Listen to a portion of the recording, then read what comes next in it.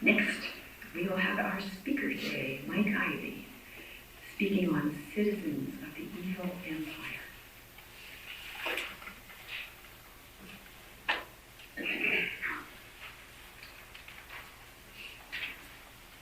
I'm ready for some thought-provoking items there.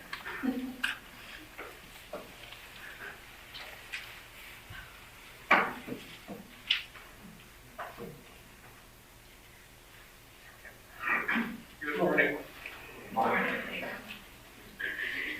I will start with an apology. This is going to be long. I've trimmed it as much as I could, and it's going to run about 30 minutes. So if anybody needs to go get coffee, I understand.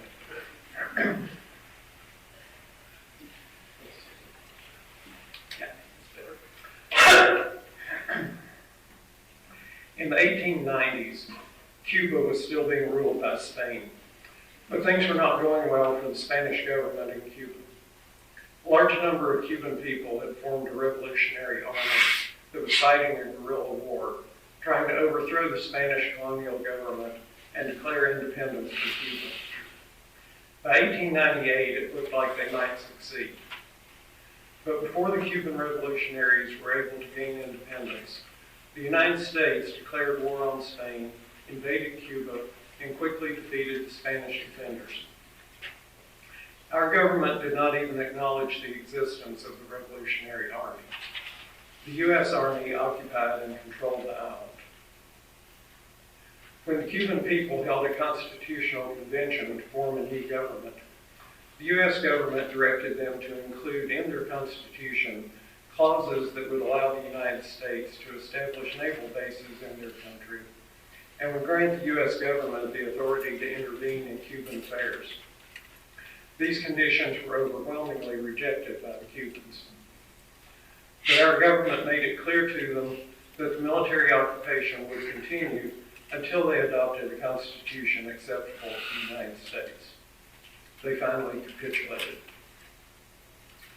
Meanwhile, during the U.S. occupation, American business interests poured into Cuba and began taking over railroads, mines, and sugar plantations. United Fruit bought almost 2 million acres of land for about 20 cents an acre. Even before the war had ended, a publication of the lumber industry announced the readiness of American lumber companies to move into Cuba to harvest the island's 10 million acres of virgin forest. By the time the military occupation ended in 1901, American commercial interests had successfully occupied Cuba. In 1903, Panama was something like a state or province of Colombia. Most Panamanians had long been in favor of separation from Colombia. For 50 years, the U.S. Army had been helping the Colombian government to suppress independence movements whenever they arose. But then the United States wanted to build a canal across Panama, and the Colombian government wouldn't agree to the terms and concessions that our government proposed. So our government arranged for some Panamanians to stage a revolt. Our military promptly invaded Panama in support of the revolt, declared it an independent country, and set up a government that would let us do whatever we wanted. We imposed a treaty on the Panamanians that not only gave the United States complete control of the canal zone, it also gave our government the right to maintain military bases and to intervene in Panama's internal affairs, just like in Cuba. Over the next 3 decades, our government used military force to intervene in Panama 5 more times.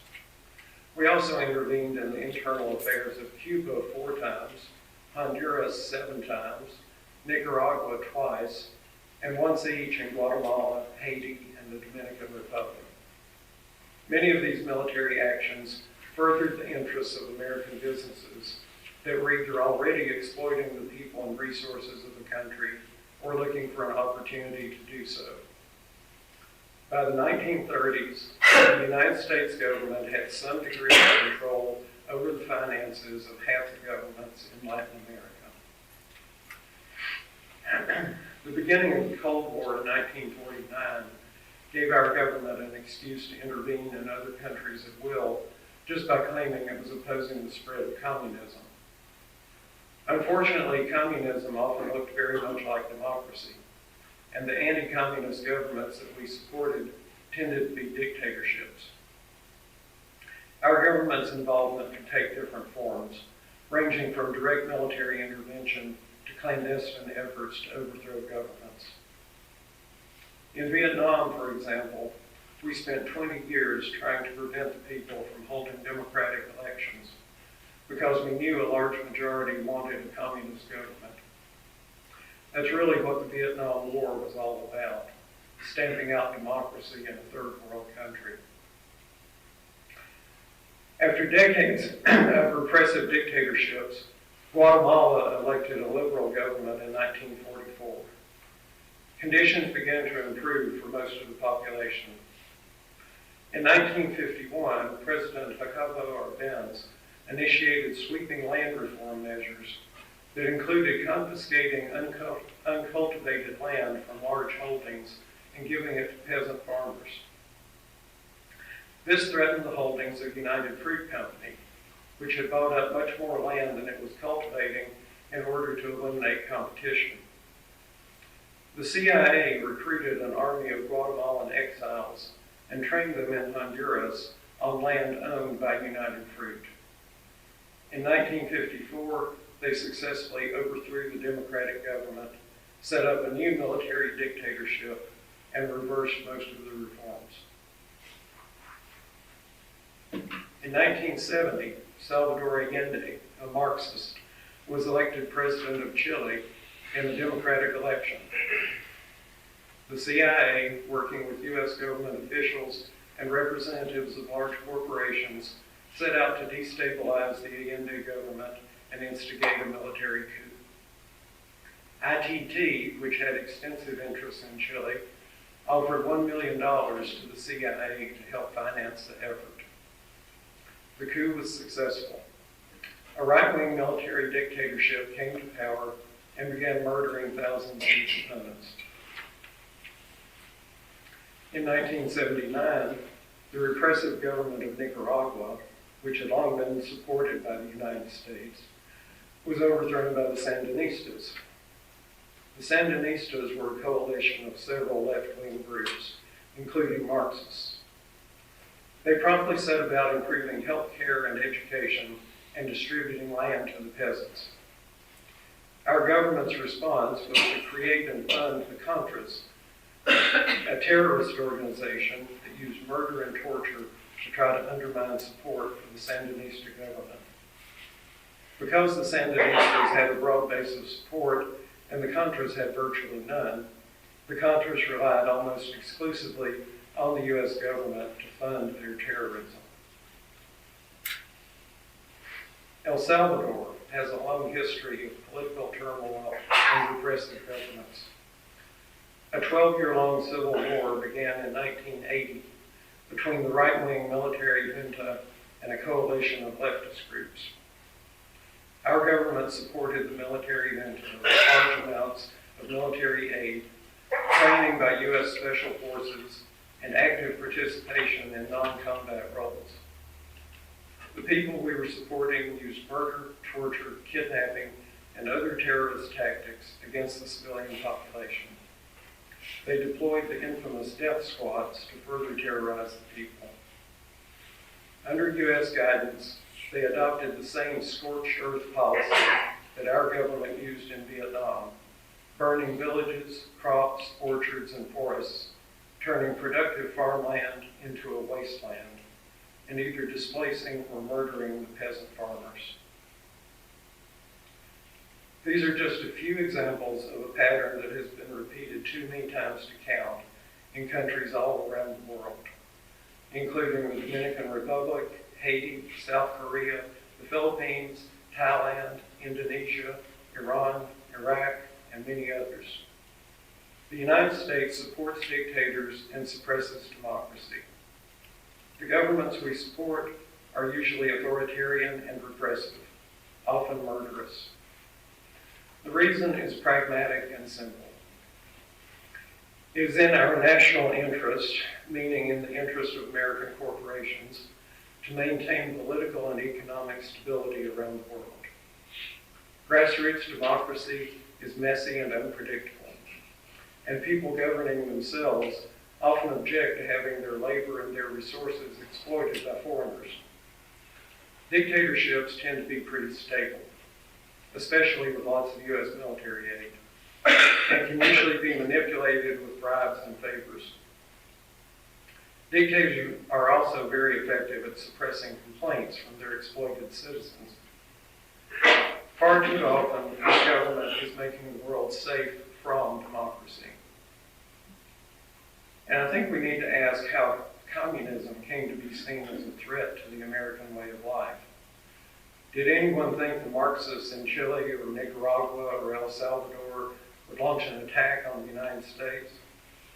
The threat of communism was that a communist government might impose strict controls on U.S. corporations or even confiscate land and nationalize industry. The only threat was to corporate profits. Our government serves the needs of large corporations and uses the military to protect their interests.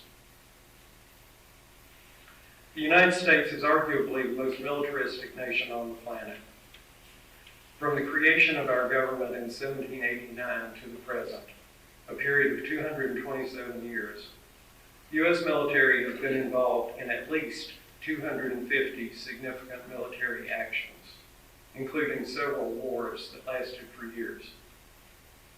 We don't think of ourselves as a warlike nation, but it would be hard to find any year of our history when our military wasn't fighting somebody somewhere. There are currently more than 700 U.S. military installations in other countries around the world, with approximately 300,000 military personnel stationed outside the United States in 155 countries. In 1992, Colin Powell, chairman of the Joint Chiefs of Staff, was explaining to Congress why the United States needed to maintain such extensive military forces after the end of the Cold War. In two surprisingly candid statements, he said, "I want to be the bully on the block. I want to scare the hell out of the rest of the world." I believe our government has achieved that goal. Our huge military establishment, our extensive military presence around the world, and our willingness to resort to military force allow us to treat large parts of the world as a de facto colonial empire. Although we have a Department of Defense, and politicians always talk about defense spending, we have only fought one defensive war in our entire history, World War II. Most of the other wars and armed conflicts were fought to extend our political power and economic influence, to reshape the world in ways favorable to American business interests. Furthermore, we refuse to accept any limitations on our use of military force. In 1987, the UN passed a resolution to ban weapons in outer space. The vote was 154 to 1. The United States was the one. On a resolution to stop the development of new weapons of mass destruction, it was 135 to 1. On a nuclear test freeze, 137 to 3. France and England joined us on that one. In 1997, 122 nations signed a treaty to ban landmines. The United States refused to sign. In 2001, the United States refused to participate in a UN conference to limit trade in small arms. Since we are by far the world's largest supplier of weapons of all kinds, our refusal rendered the conference meaningless. The same year, the United States refused to sign a UN treaty to enforce a ban on biological and chemical weapons. We also opposed a UN protocol that would have strengthened the Convention Against Torture. And from 1998 till 2002, our government vigorously opposed the creation of a permanent international criminal court with jurisdiction over war crimes because of the fear that some of our leaders might be liable for prosecution. These are not the actions of a law-abiding nation that values democracy and human rights. We are indeed the bully on the block. Because we live in a democracy, we have to accept some responsibility for the actions of our government. And I believe we are morally obligated to do what we can to change its behavior. But how? Well, since it is a democracy, we can vote. Just don't expect it to make a lot of difference. Emma Goldman was right. If voting changed anything, they'd make it illegal. All of the abuses I've talked about consistently had wide bipartisan support. The attitudes that lead to these abuses permeate both parties. Voting for Tweedledee instead of Tweedledum will not change how the system functions. Honestly, I don't know whether meaningful change is even possible. But I do have a few suggestions for how to change our relationship to the government. My first suggestion comes from John Prine. Blow up your TV. Or at least unplug the damn thing. This may sound like a trivial or even irrelevant suggestion, but television serves the purposes of those in power in several ways. First, it makes you passive. No matter what you watch, you sit like a sponge and passively absorb whatever is on the screen. Passive citizens don't make trouble. When Karl Marx said religion is the opium of the people, he didn't know about television. It sedates you and it's addictive. Second, it isolates you and limits your contact with other people. People are a threat to those in power only when they get together. If everybody stays at home with their television, they can safely be ignored. Third, television distracts you from the real world. TV dramas claim the attention you might otherwise devote to some real-life dramas. Televised sports, a timely topic, let you vicariously participate in a harmless struggle instead of directing that energy into real social and political struggles. Fourth, television makes you a good consumer, which makes the big corporations very happy. Not only does the constant barrage of commercials have an effect, but the programming itself promotes the kind of consumer lifestyle that corporate interests depend on. Fifth, television gives you a distorted view of the world. Consider Leave It to Beaver, Ozzie and Harriet, and all those other shows from the 1950s. How well did they depict the world? Did they show poor people, black people, racists? Did any of Ozzie's friends get blacklisted for being socialists? The issues have changed, but modern programming is no better at showing the real world. When it comes to news programming, television places very narrow limits on what will be reported.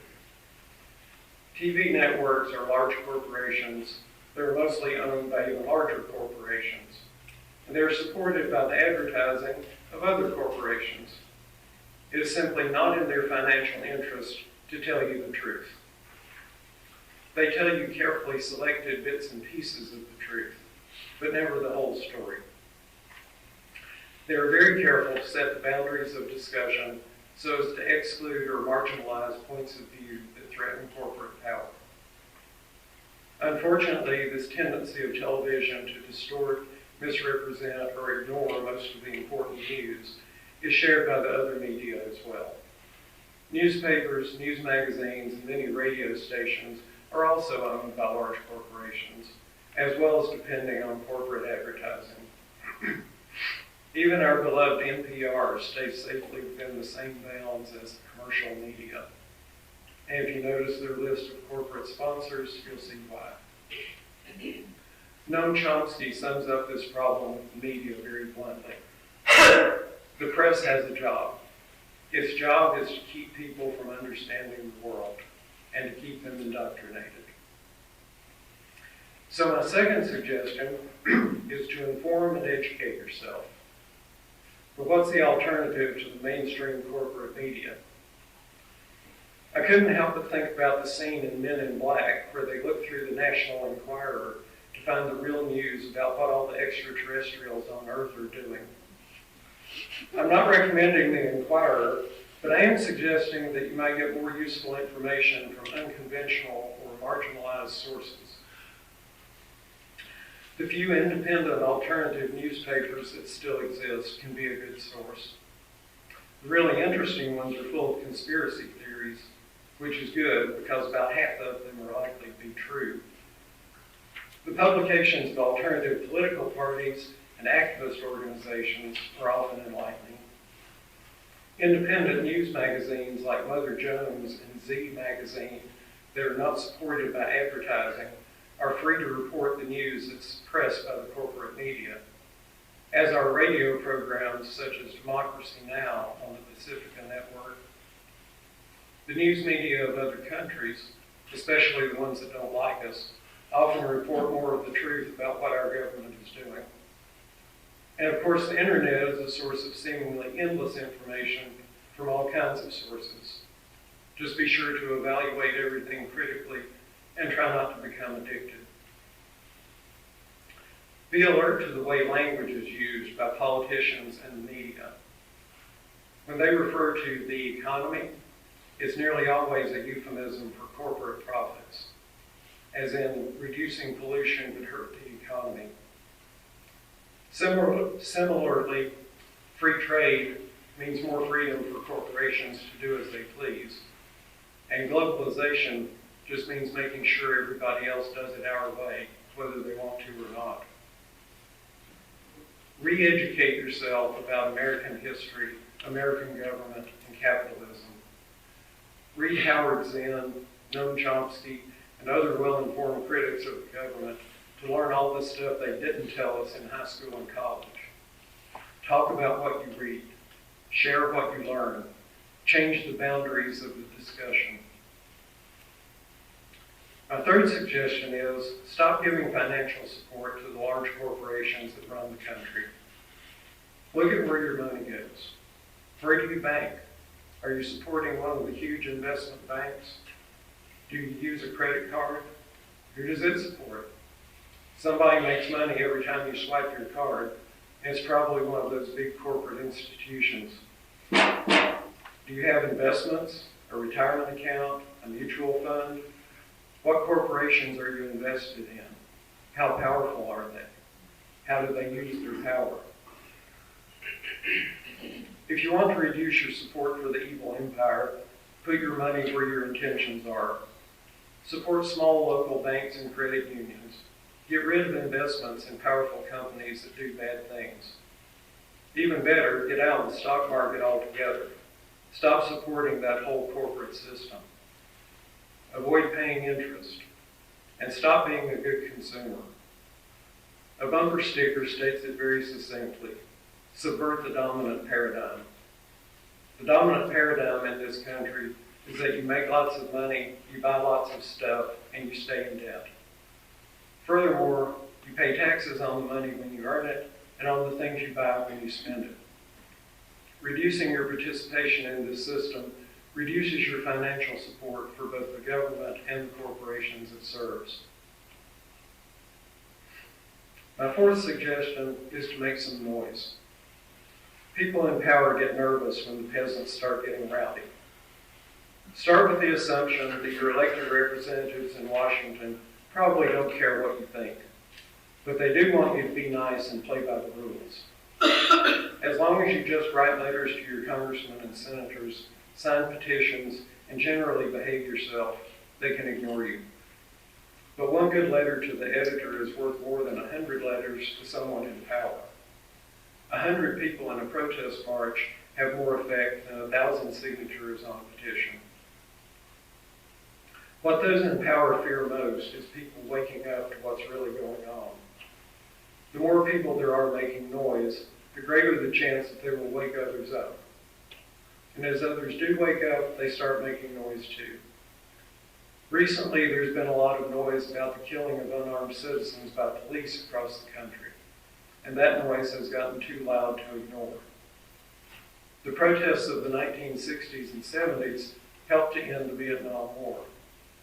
Sometimes it really does work. So make a lot of noise about the issues you care most about. Use social media to publicize the issues, even if you annoy some of your friends. Join protests, or start them if there are none to join.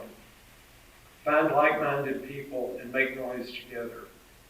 The more people, the more noise. My fifth suggestion is to resist the authority of the government whenever you believe it to be doing wrong. A very safe example of this is jury nullification. If you serve on a jury, you will likely be told that if you believe John Doe committed such and such an act, you must find him guilty. In fact, that isn't true. The whole point of trial by jury is to provide a check on the power of the government. If you believe the law is unjust or being applied unjustly, you can refuse to enforce it, effectively nullifying the law. This is one way to take some authority back from the government. There are other ways to refuse to cooperate with the government that involve varying degrees of personal risk. During the Vietnam War, for example, large numbers of young men refused to register for the draft. Others refused to report for induction when drafted. Some refused to fight after being inducted. Many of them went to prison. But their resistance disrupted the selective service process and helped bring the war to an end. Such decisions are difficult. I certainly won't advise anyone to risk going to prison. I never have, and currently have no such plans. However, if my birthday had been higher in the draft lottery in 1972, and I had been called up, I would have refused to go. So I just want to encourage you to follow your conscience, to find ways to avoid being complicit in the wrongs committed by our government. My sixth suggestion is to teach your children to be skeptical. In fact, teach your grandchildren, your nieces and nephews, and any other children you know to be skeptical. Teach them not to believe something just because they read it in a textbook or in the newspaper or on Wikipedia. Especially teach them not to believe something just because somebody in authority says it. Teach them to question and to think for themselves. Prepare them to be active participants in a democracy instead of just good citizens. And unfortunately, you better explain to them that this will not make them well liked by some people in positions of authority. And my final suggestion is to have a vision of something better. As an example, I want to quote Robert Bowman, a former Air Force officer who became a Catholic bishop. In 1998, after terrorists had bombed 2 U.S. embassies, Bowman wrote this: "We are not hated because we practice democracy, value freedom, or uphold human rights. We are hated because our government denies these things to people in third world countries whose resources are coveted by our multinational corporations. That hatred we have sown has come back to haunt us in the form of terrorism. Instead of sending our sons and daughters around the world to kill Arabs so we can have the oil under their sand, we should send them to rebuild their infrastructure, supply clean water, and feed starving children. In short, we should do good instead of evil. Who would try to stop us? Who would hate us? Who would want to bomb us? That is the truth.